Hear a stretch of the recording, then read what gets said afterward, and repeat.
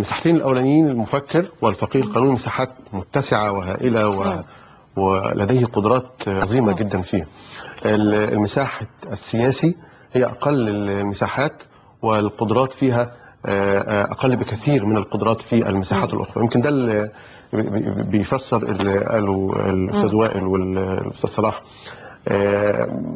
انه يعني على قدر نجاحه كمفكر اسلامي، وهو مفكر اسلامي معروف جدا وله يعني مؤلفات لها ثقل كبير وفيها تجديد وفيها استنارة وفيها حيادية وفيها موضوعية وفيها إنصاف لكافة الطوائف وخاصة تجاه المسيحيين. يعني هو كان من الناس اللي اتكلموا عن المواطنة وعن حقوق المسيحيين وان هم يعني جزء من النسيج الوطني، ويعني له أثر كبير جدا في تحسين التصور الذهني لفكرة المواطنة بالذات.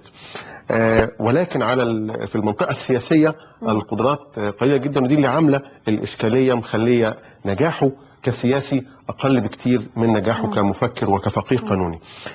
هو فيه مميزات يعني شخصية. يمكن تحليل ده نجاحاته كقانوني يعرفها القانونيين والمحامين والقضاء، يعني مهما اتسعت فهي ضيقة.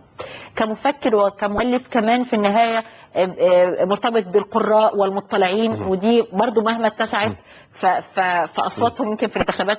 يعني هو ده الفرق ما بين مساحته كقانوني ماهر وكمفكر كبير، والفرق بين المسرح السياسي بقى اوسع بكثير من هاتين المنطقتين. انما هو في جزء بيوصل به لعموم الناس، وهو شخصيته كداعية واحيانا كمفتي.